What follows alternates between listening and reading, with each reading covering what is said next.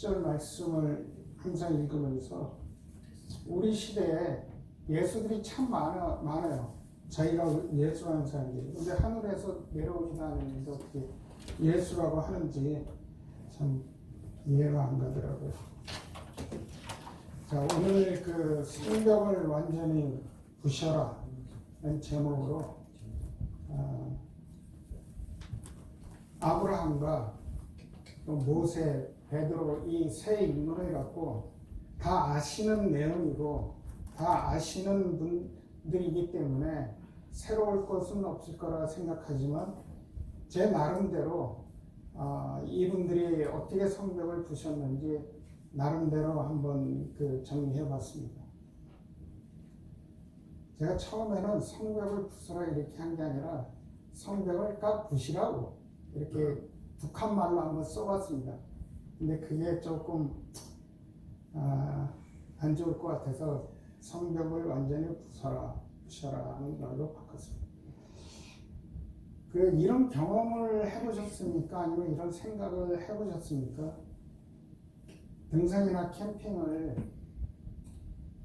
가면은 저희가 이제 자연 속으로 들어가잖아요.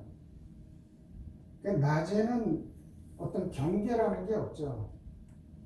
그냥 다 똑같은 자연 속에서 같이 걷고 앉아서 쉬고 하지만 밤이 되면 이제 자기의 보금자리를 만들기 위해서 나름대로 이렇게 선을 긋죠. 영역 표시를 하는 거죠. 그래서 거기다가 이제 뭐 텐트를 치고 이렇게 하다 보면은 그것은 내 영역이 되는 거예요. 누구하고 어떤 계약이 없이 그냥 자연 속에서 자연스럽게 이렇게 되죠. 그럼 다른 사람이 텐트로 내 영역으로 들어올 때는 좀 조심하게 되죠. 자기 영역이 아니라는 것을 인지를 하게 되고, 참 선 하나 이렇게 긋고 여기는 내 거라고 이렇게 표시를 했을 때 다른 사람이 안 들어오는 게 본능적으로 참 희한하다 이렇게 생각을 했습니다. 저는 이제 가끔씩 숲에 들어가서 제가 한 2마일, 3마일을 걷습니다. 요즘은 좀 일을 많이 해서 한동안 못 걷고 있는데 숲에 들어가서 이렇게 걸을 때 보면은 참 따뜻하다, 포근하다 그런 생각을 제가 참 많이 가졌어요. 다 이렇게 같은 사람들끼리 걷고 왔다 갔다 하고 웃으면서 하이하고 가식이 없더라고요. 근데 거기서 벗어나서 다시 생활 속으로 들어오면은 뭔가 보이지 않는 선이 있고 보이지 않는 냉랭함이 있고 경계가 있고 그렇더라고요. 저는 숲을 걸으면서 외롭다는 생각이 안 들더라고요. 뭐 아시다시피 제가 이제 혼자 산 지도 지금 4년이 넘었고 그러다 보니까 외롭다는 생각도 가끔씩 많이 들어요. 특히 밤에 집에 들어갈 때 컴컴한 밤에 집에 이렇게 들어갈 때 되면 참 들어가기가 싫다는 생각도 때로는 있고 그래서 이제 차 안에서 좀 이렇게 앉아 있다가 들어가고 그러긴 하는데 근데 이 숲에 들어가면 자연 속에 들어가면 그런 생각이 없고 외롭지가 않다는 생각이 좀 들고 또 근심 걱정도 안 생기고 어떤 차별이라는 그런 것도 생각을 못하게 되더라고요. 잠시나마. 창세기 11장 31절을 보면은 데라는 아들 아브람과 하란에게서 난 손자 롯과 아들 아브라함의 아내인 며느리 사례를 데리고 가나안 땅으로 세 번역에는 오려고라고 해놓고 다른 번역에서는 가고자 이렇게 표현을 했는데 바빌로니아 우르를 떠나서 하란으로 이르렀다.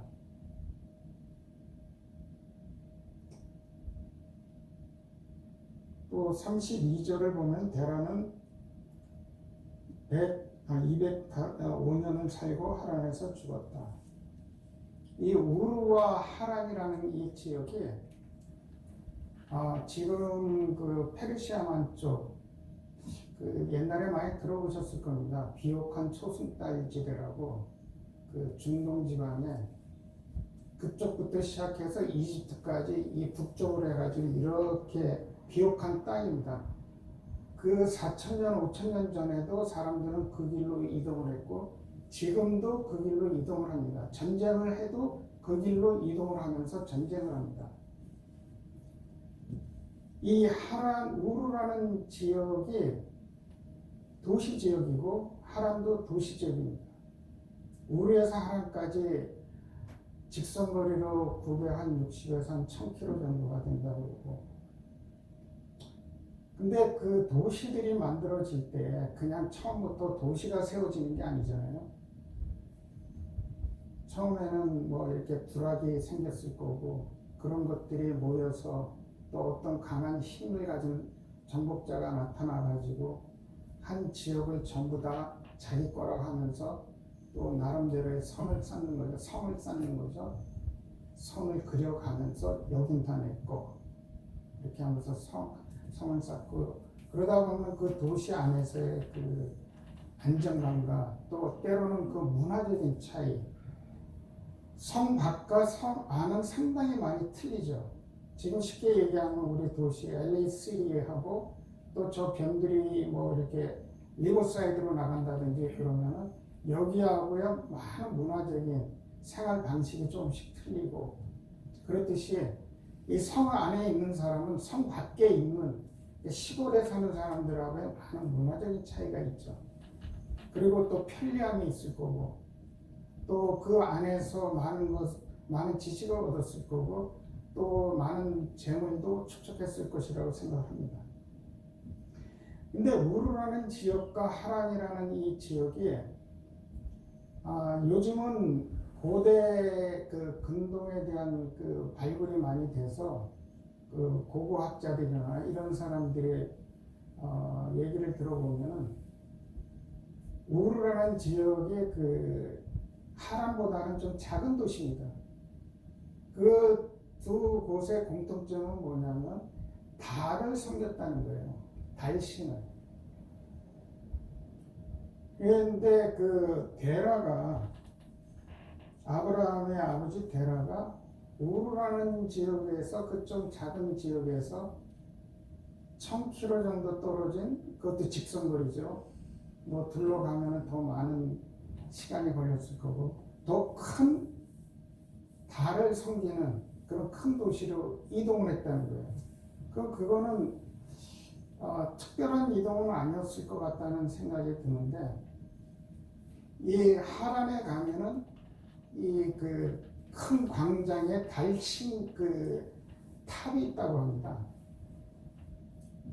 그러니까는 아브라함은 우르에서 태어나가지고 도시에서 태어나서 그렇게 살다가 달신을 섬겼을 거라고 생각이 되고, 또 하란이라는 지역으로 갔었어도 또 그 아브라함은 달신을 섬겼을 거라고 생각이 듭니다.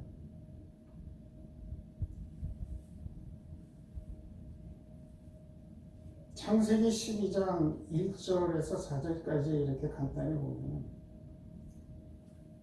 데라가 205년을 살다가 하란에서 죽었을 때, 그때 이제 하나님이 아브라함을 부르십니다. 너는 내가 살고 있는 땅과 내가 난 곳과 너의 아버지 집을 떠나서 내가 보여주는 땅으로 가라. 12절 2절에는 너로 큰 민족과 큰 복의 근원이 되게 하겠다. 3절에는 모든 민족이 너로 말미암아 복을 받을 것이다. 4절에는 아브라함은 주님께서 말씀하신 대로 길을 떠났다. 롯도 함께 길을 떠났다. 아브라함이 하란을 떠날 때 70세였다. 75이었다. 태어나서부터 달신을 섬겼던 아브라함이 한 번도 들어보지 못했던 하나님의 말씀에 순종했다. 이게 참 대단한 거라고 생각합니다. 그리고 아브라함은 쉽게 해서 시골에서 살지 않았기 때문에 참 적응하기가 힘들었을 거고 순종하기가 힘들었을 것이라고 생각이 드는데, 아브라함은 순종하고 어딘지도 모르지만 그 말씀에 순종해서 떠났습니다. 우리가 한 곳을 떠나는 데 있어서 쉽지가 않아요. 저도 뭐 지금 제가 26년 정도 저희 그 집에서 살았는데, 집을 좀 바꿔야 되겠다, 이사를 가야 되겠다 해서 집을 찾는데, 그렇게 마땅한 집이 안 들어오고 또 금액이 제가 페이먼이 없어야 된다는 생각에 그냥 내 집을 팔아가지고 그걸 갖고 그냥 그대로 그 폐업되는 그런 집을 사고 싶으니까 또 마땅한 집이 또 없더라고요. 그래서 하루는 생각이 들어서 부동산 업자하고 집 보러 다니다가 또 어떤 날은 그냥 포기하자 이러는데, 아브라함은 한 번도 경험해보지 못했던 그 하나님을, 그 말씀에 순종을 했다는 게 참 그 대단하다는 생각이 들더라고요. 아브라함이 끌려간 곳이 어디입니까? 광야입니다. 광야. 화려한 불빛도 맛있는 음식도 없는, 아브라함은 도시에서 태어나서 도시에서 살았기 때문에 좋은 잡도 있었을 거고 그냥 생각을 해보는 겁니다. 또 그 결혼도 했고 그러면서 75년을 도시에서 생활을 했는데 갑자기 시골로 가라, 그것도 알지도 못하는 어느 곳으로 가라는 그 말에 순종을 했다는 아브라함의 믿음은 참 그 대단한 믿음이었다고 생각이 듭니다. 창세기 12장 5절 말씀을 보면 그렇게 해서 떠나서 가나안 지역의 그 세겜 모래의 상수리 나무 아래에서 하나님을 만났습니다.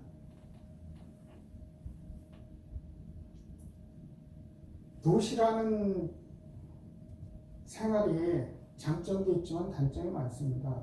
우리는 맨날 화려한 불빛과 또 술과 또 뭐 즐거운 노래, 맛있는 음식, 편리함, 문명, 문화, 지식, 또 재력, 이런 것들이 도시에서는 많이 접하게 되는데, 광야로 나가면 그런 게 없죠.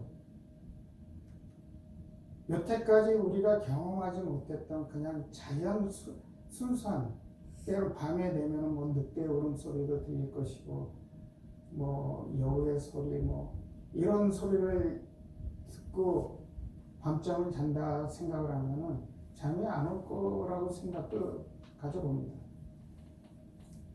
근데 그런 속에서 아무것도 자기가 여태까지 경험하지 못했던 그런 속에서 아브라함은 무엇을 봤겠습니까? 그냥 순수한 자연을 봤을 거고, 밤하늘의 별을 봤을 거고, 밤하늘의 달을 봤을 거고, 또 바람 소리를 들었을 거고, 새 소리를 들었을 거고, 짐승의 소리를 들었을 것입니다. 그때 아브라함은 자기가 쌓은 편견의 성벽을 하나하나 부셔버리지 않았을까요? 자기가 알고 있는 그 지식의 벽돌을 하나하나 내려놓지 않았을까요? 자기가 살고 있던 그 도시에서 안락함, 그런 것들을 내려놓지 않았을까요? 시간이 얼마나 걸렸을지는 모르겠지만 어쨌든 광야에서 하나님을 만났습니다. 그래서 광야는 하나님을 만나기 최고로 좋은 최적의 장소라고 늘 합니다. 창세기 12장 7절 말씀을 보면은 내가 너의 자손에게 이 땅을 주겠다. 아브라함은 거기서 자기에게 나타나서 하나님께 대단을 쌓았다. 달신을 숭배하던 아브라함이 자신의 가치관과 지식의 장벽을 허물지 못했다면, 아브라함이 성벽 밖과 차단하고 성벽 안에서 안정적으로 안락한 삶을 살았더라면 하나님의 축복이 있었을까요? 아니, 4,000년이란 시간이 지난 지금 믿음의 아버지, 믿음의 조상이라고 지구 인구의 3분의 2 이상의 인구, 종교인, 유대인, 기독교인, 이슬람인들이 아브라함의 믿음의 조상이라고 해자하고 있을까요? 아마도 우리는 아브라함이라는 이름조차도 몰랐을 것입니다. 그냥 4,000년을 이루니까는 별거 아니라고 생각하실지도 모르겠는데,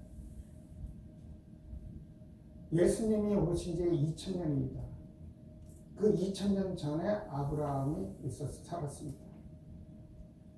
참 긴 시간이죠.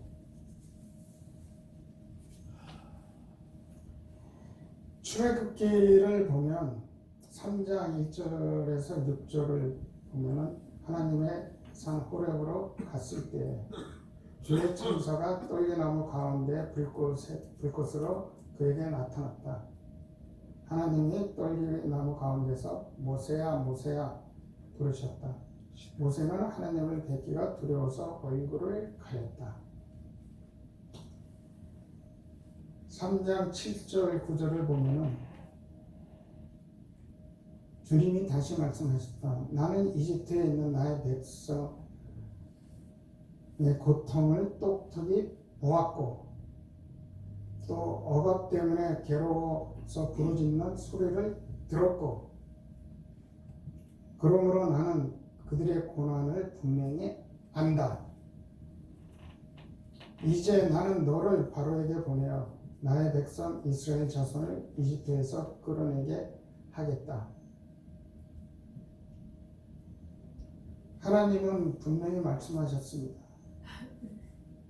이집트에서 노예살이하는 하나님의 백성이 그 노예 생활을 하는 그 아픔,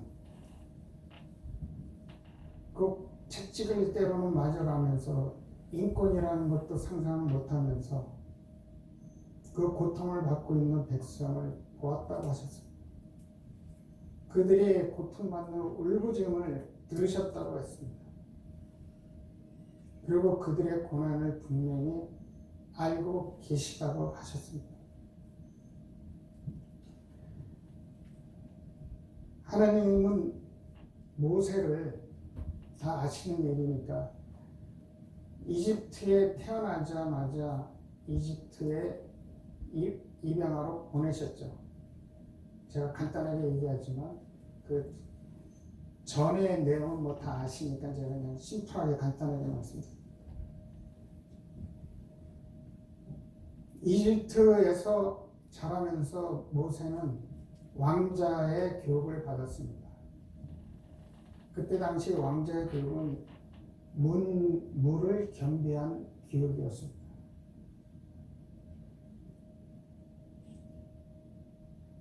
제가 가끔씩 말씀드리는 그 책 중에 하나가 플라비우스 요세푸스라는 그 책이 있습니다. 요세푸스라는 그 인물은 역사학자고 철학자입니다. 그 사람이 살았던 시기는 1세기 중반부터 2세기, 그러니까 예수님이 고난받으시고 죽으시고 부활하시고 승천한 그 다음에 태어난 인물입니다. 그분의 그 역사책을 보면은 이 참 재밌는 내용이 있어요. 이 모세에 대해서 모세가 얼마나 그 싸움을 잘했냐 하면은 이집트 그 왕자 중에 이제 서열이 있잖아요. 장자가 에집트를 침공을 했는데 전쟁을 했는데 이기지를 못하고 돌아왔다고 합니다. 그때 바로가 모세를 불러서 군사령관으로 다시 임명해서 모세를 보냈고 모세가 에집트하고 싸우면서 승리를 했다고 이디오피아하고 싸워서 승리를 했다는 그런 내용도 있습니다. 그만큼 모세는 특출났고 문문을 겸비한 그런 유능한 그 사람이었습니다. 이제 아시다시피 어느 날 자기 동포가 고난을 받는 것을 보고 이제 그 이집트인을 죽이고 묻은 거 그런 사건으로 인해서 모세는 광야로 도망을 갔습니다. 모세의 40년의 생활은 또 어떻겠습니까? 아마 저 같았으면 상당히 울분에 차서 씩씩거리면서 40년이나 세월을 보냈을 것이라고 생각합니다. 하지만 모세의 40년은 광야의 40년은 자기가 이집트에서 배웠던 그런 문화, 교육 이런 것들을 잘못된 것들을 종교적인 습관에 잘못 들었던 것을 그 벽돌을 하나하나 내려놓는 시간이 아니었을까 생각을 해봅니다. 그것이 다 허물어졌을 때 하나님은 떨기나무에서 불을 피우고 타지 않는 떨기나무를 지나가다 보던 모세는 신기해서 다가가서 하나님을 만났습니다.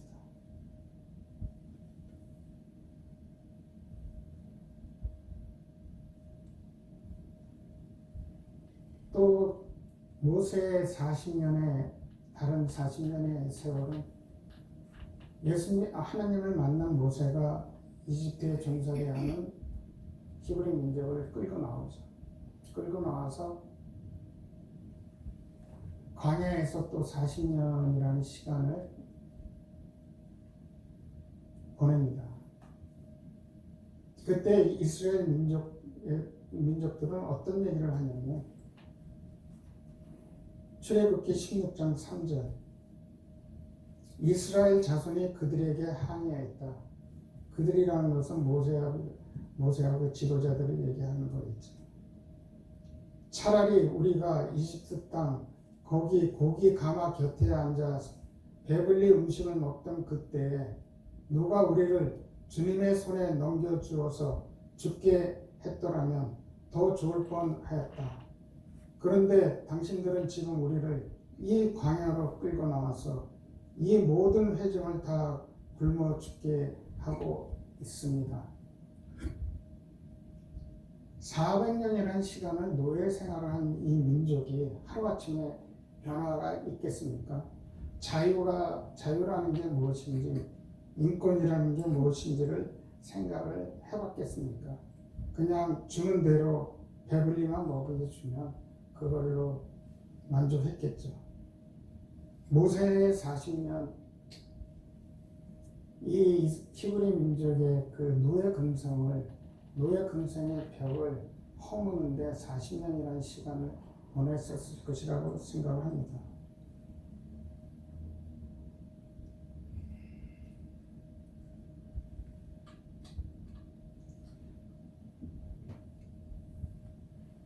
광야라는 곳은 하나님을 알게 되는 장소입니다.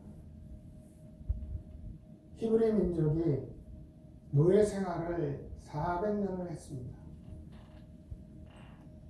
그들에게는 구전적으로 내려온 여호와라는 그 야훼라는 하나님에 대한 그것을 들었을 수는 있었겠죠. 하지만 그들에게는 체험이 없었습니다. 야훼가 누군가? 조상들이 이렇게 얘기를 하는데.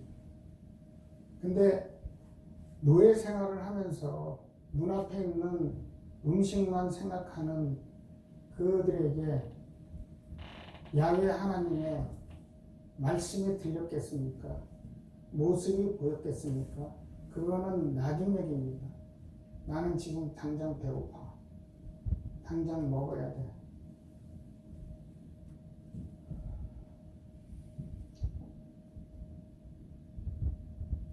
이들이 광야에서 불평, 불만, 의욕, 불안, 초조 이런 생활을 한 다음에 하나님을 만나게 되죠.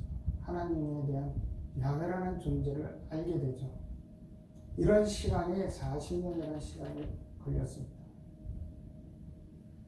이 성경에서 나오는 이 숫자가 가끔씩 있습니다. 이 숫자가 이게 상징적인 숫자일 수도 있고 또 때로는 정확한 숫자일 수도 있겠지만 대부분 게마트리아라고 숫자에 그 암호가 걸려있는 경우가 상당히 많습니다. 그래서 40년이라는 사자라는 숫자는 완전한 숫자, 동서남북 이 땅에 동서남북이 꽉 찬 그런 개념도 있습니다. 제가 이 숫자에 대해서 이거를 쓰다 보니까 오래전에 제가 비즈니스 할 때 저는 주이시 이라니안들하고 참 많이 만나고 또 그들하고 비즈니스 거래를 참 많이 했습니다. 한날은 주이시 이라니안 그 사장하고 얘기를 하고 있는데 다른 주이시가 들어와가지고 이제 서로들 아니까 뭐 샬롬 하면서 막 얘기를 하더라고요. 제가 조금 장난기가 있어가지고 제가 그걸 끼어들었죠. 말합니다. 그래서 이제 그 새로운 친구한테 샬롬 그랬어요. 그랬더니 생긴 게 이게 그 동양인 같이 생긴 게 샬롬 하니까 좀 눈이 이렇게 좀 동그랗게 뜨더라고요. 지금도 그 모습이 참 재밌어요. 그래서 제가 또 그랬죠. 토달아봐. 그랬더니 더 그냥 고개를 갸우뚱해요. 그래서 한번 제가 더 이런 얘기를 했습니다. 이런 단어를 썼어요. 베네하 엘로힘. 그랬더니 놀래가지고 저를 한번 보고 또 그 사장 얼굴을 한번 보고 막 이러는 거예요. 그래서 나 주이시안 코리안이다. 그랬더니 믿겨지지가 않는다고. 근데 제가 분명히 베네하 엘로힘 샬롬 토다라바 이렇게 하니까 참 그 친구의 그 표정이 어리둥절하면서도 참 웃겼어요. 근데 오늘 요한복음에 보면은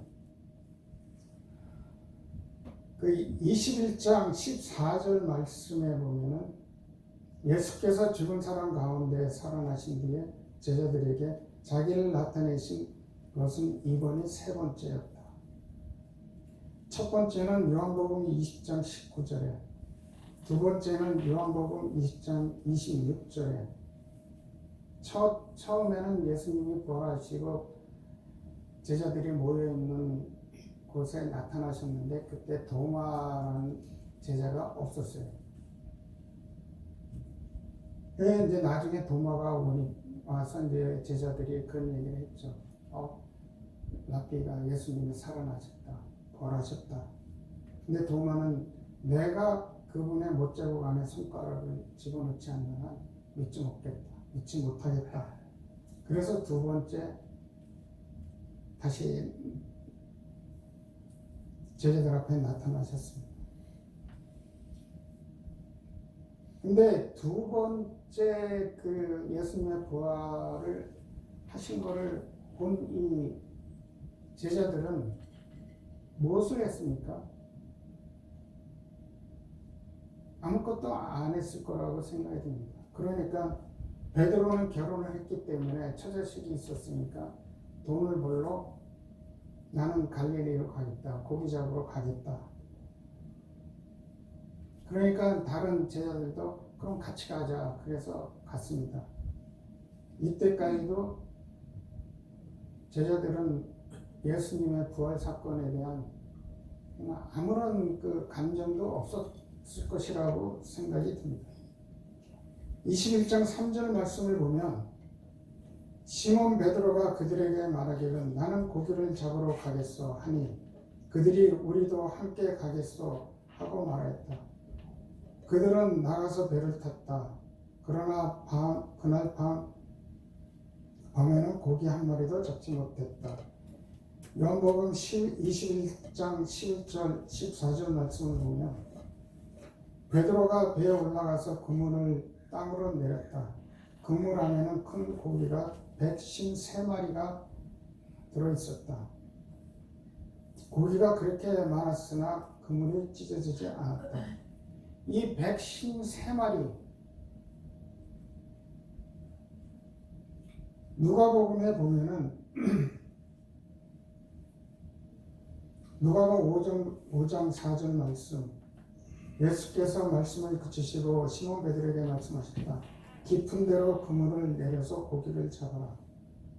5절 선생님 우리가 밤새도록 애를 썼으나 아무것도 잡지 못했습니다. 그러나 선생님 말씀을 따라 그물을 내리겠습니다.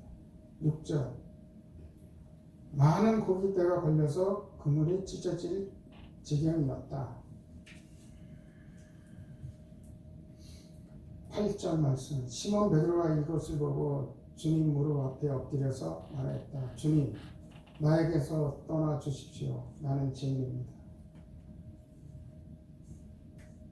고기를 많이 잡았다고 했지 이 고기가 153마리라는 이 용어는 없습니다. 200마리라는 용어도 없고 100마리라는 용어도 없습니다. 그런 숫자가 없습니다. 근데 유독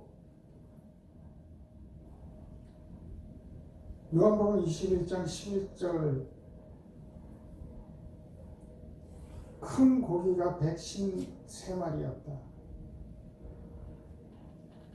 이것을 게마트리아 숫자 암으로 풀이를 한다면 여러 153의 뜻이 여러 가지가 있습니다. 그 중에 하나가 베네이 하 엘로힘 하나님의 아들들이라는 것입니다.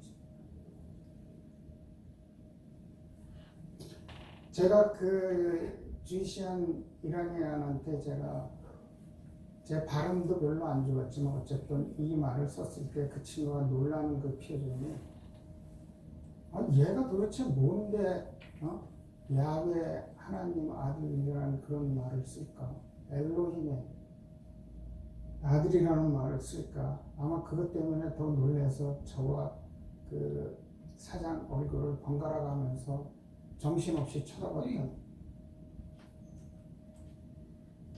153마리라는 이 숫자를 보고 베드로는 아마 자기가 갖고 있었던 그 벽이 허물어지지 않았을까 생각을 합니다.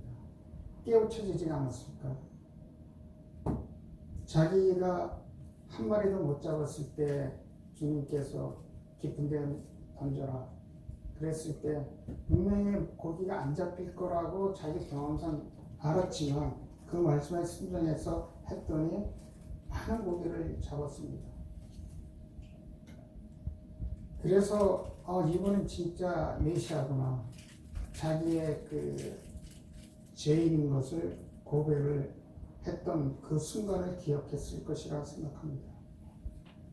또한 마태복음 4장 19절에 예수께서 시몬에게 말씀하셨다. 두려워하지 말아라. 이제부터 너는 사람을 낚을 것이다. 그 전까지 이 얘기를 들었고 자기가 경험을 했었어도 베드로는 금방 잊어버렸을 겁니다.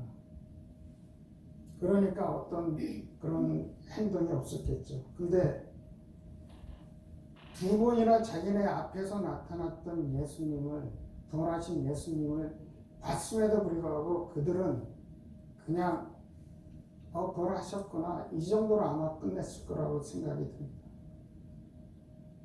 그때 그래서 갈릴리라고 갔고 또 153마리를 셌을 때 베드로에게 느껴지는 것은 자기의 사명의식을 다시 깨우치지 않았을까?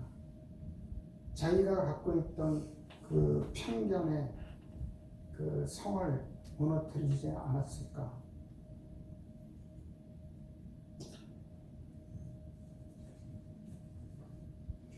오늘 본문 말씀 1장 8절에 보면은 그러나 성령이 너에게 내리시면 너희는 능력을 받고 예루살렘과 온 유대와 사마리아에서 그리고 땅 끝까지 이르러 내 증인이 될 것이다. 요한복음 20장 21절 예수께서 다시 그들에게 말씀하셨다. 너희에게 평화가 있기를 빈다. 아버지께서 나를 보내신 것 같이 나도 너희를 보낸다. 예수님이 2번 제자들에게 나타나셨을 때 처음 한 말씀이 평강이 있을지어다. 평화가 있을지어다. 히브리어로 하면 샬롬이라는 뜻이겠죠. 왜 예수님은 먼저 평화를 말씀하셨을까? 이거에 대해서 한동안 제가 많이 생각을, 묵상을 했었습니다. 샬롬이라는 단어가 그냥 헤이 샬롬 이게 아니라고 합니다. 극한의 고통에 내가 처해 있었을 때에도, 극한의 아픔에 처해 있을 때에도 내 마음에서 일어나는 평화, 그것이 진정한 샬롬의 뜻이라고 합니다. 그래서 예수님께서는 제자들에게 평화가 있을지어다 하셨다고 생각을 해봤습니다.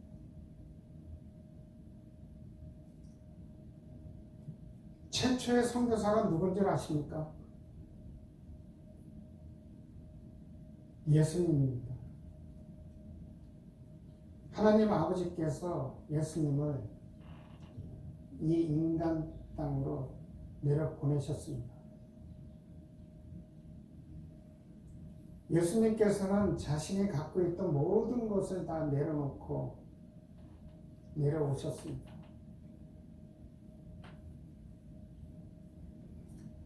신의 영향의 성벽을 부숴버리신 것이죠. 그래서 육신의 땅으로 오셨습니다. 어머니 뱃속에서 10개월을 있었고 태어나서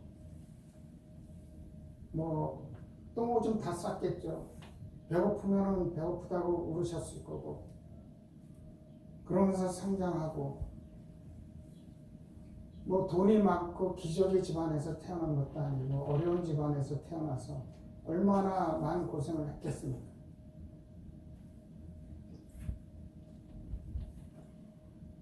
그런 인간의 많은 인구의 나날들을 직접 체험해 보셨기 때문에 기쁘고 슬프고 즐겁고 괴롭고 고난과 행복 다 아시는 분, 그렇기 때문에 우리가 예수님께 기도를 합니다. 예수님, 저 지금 이런 상태예요. 도와주세요. 그런 예수님이기 때문에 아프냐? 나도 아프다. 그런 말씀을 하시게 됩니다.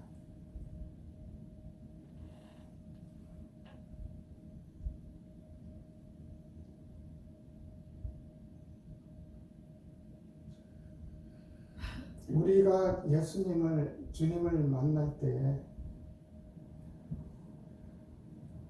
내가 쌓아놓은, 남들이 내한테 오는 거를 절대 용서 못하는 그런 철옹성 같은 편견의 벽을 쌓아놓고 있지는 않나요? 저도 또 마찬가지입니다. 저도 많이 허문다고 하기도 하지만 아직까지 허물지를 다 못했어요. 저도 편견이 아직까지도 많습니다. 학력, 경험, 물질, 권력, 직책, 또 큰 집에서 사는 사람들은 작은 집에 사는 사람들을 무시하죠. 도시에 사는 사람들은 시골에 사는 데를 또 무시를 하죠.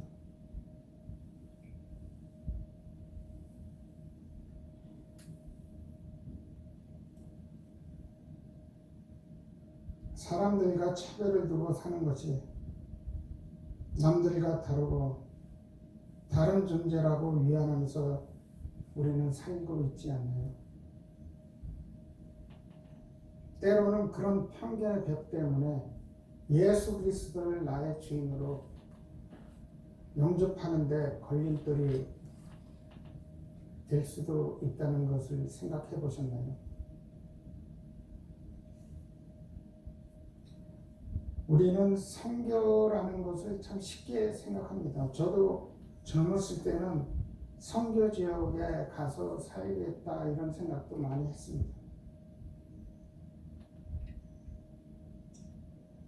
꼭 멀리 가야지만 선교인가 하는 또 그런 생각도 해봤고요.